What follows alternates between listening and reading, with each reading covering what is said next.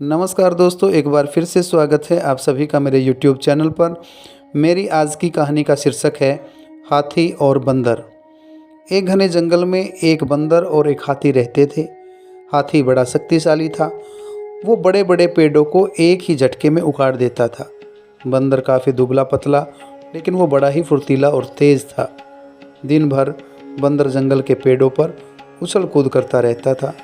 बंदर और हाथी दोनों को ही अपने अपने गुणों के ऊपर बड़ा ही घमंड था। दोनों ही एक दूसरे से खुद को ज़्यादा अच्छा मानते थे। इस वजह से दोनों में हमेशा बहस होती रहती थी। उसी जंगल में एक उल्लू भी रहता था, जो अक्सर बंदर और हाथी की हरकतें देखता रहता था। वह इन दोनों की लड़ाई झगड़े से परेशान हो गया था। एक दिन उस उल्लू ने उन दोनों से कहा, जिस तरह तुम दोनों आपस में लड़ते रहते हो, इससे कोई फैसला होने वाला नहीं है। तुम दोनों एक प्रतियोगिता के जरिए आसानी से यह फैसला कर सकते हो कि तुम दोनों में से शक्तिशाली कौन है। बंदर और हाथी दोनों उल्लू की बात अच्छी लगी। दोनों ने फिर एक साथ पूछा, इस प्रतियोगिता में क्या करना होगा। उल्लू ने कहा, इस जंगल को पार करने पर एक दूसरा जंगल आता है, जहाँ पर एक काफ़ी पुराना पेड़ है, जिस पर एक सोने का फल लगा हुआ है।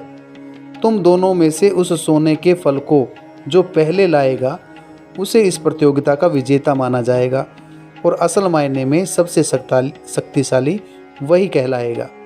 उल्लू की बात सुनते ही बंदर और हाथी बिना कुछ सोचे समझे दूसरे जंगल की तरफ निकल पड़े। बंदर ने अपनी फुर्ती दिखानी शुरू की। वह एक ही छलांग में एक पेड़ से दूसरे पेड़ तक पहुंच जाता।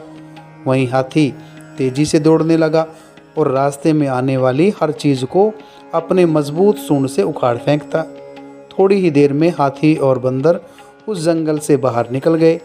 इस जंगल से दूसरे जंगल के बीच के रास्ते में एक नदी बहती थी। उसे पार करने के बाद ही दूसरे जंगल में पहुंचा जा सकता था।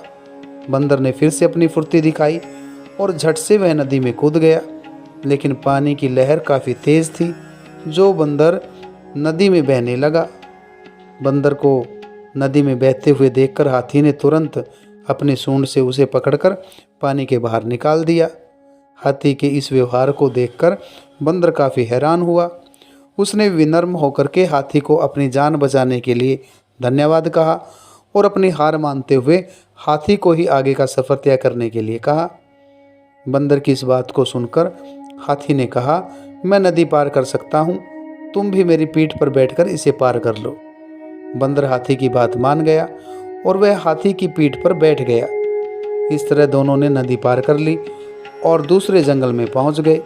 फिर दोनों ने मिलकर सोने के लगे हुए फल वाले पेड़ को खोज निकाला। सबसे पहले हाथी ने अपनी सूंड से उस पेड़ को गिराना चाहा, लेकिन वह पेड़ काफ़ी मजबूत था। हाथी के प्रहार से वो पेड़ नहीं उखड़ा। फिर हाथी ने निराश होकर कहा, मैं अब यह फल नहीं तोड़ सकता हूँ। बंदर बोला, चलो मैं एक बार कोशिश करके देखता हूँ। बंदर फुर्ती से उस पेड़ पर चलने लगा और उस डाली पर पहुँच गया जहाँ पर सोने का फल लगा हुआ था। उसने वह फल तोड़ लिया और पेड़ के नीचे उतर गया। इसके बाद दोनों वापस नदी पार करके अपने जंगल लौट आए और उल्लू को वह सोने का फल दे दिया।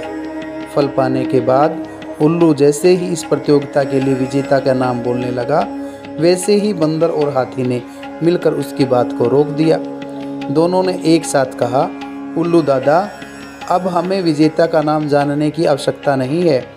इस प्रतियोगिता को हम दोनों ने मिलकर पूरा किया है। हमें यह समझ में आ गया है कि हर किसी का गुण अपने आप में अलग और ख़ास होता है। हमने यह फैसला किया है कि आगे से अब हम कभी भी इस बात पर बहस नहीं करेंगे और मित्र की तरह इस जंगल में रहेंगे। उल्लू को बंदर और हाथी की बात सुनकर काफ़ी खुशी हुई। उसने दोनों से कहा, मैं तुम्हें यही समझाना चाहता था कि सभी एक दूसरे से अलग होते हैं। अलग अलग गुण और शक्तियाँ ही हमें एक दूसरे की मदद करने के काबिल बनाती हैं। साथ ही हर किसी की अपनी कमजोरियाँ भी होती हैं, इसलिए एक दूसरे के साथ मिलकर रहना ही सबसे अच्छा होता है। उसी दिन से हाथी और बंदर दोनों मित्र हो गए और वह जंगल में खुशी खुशी रहने लगे।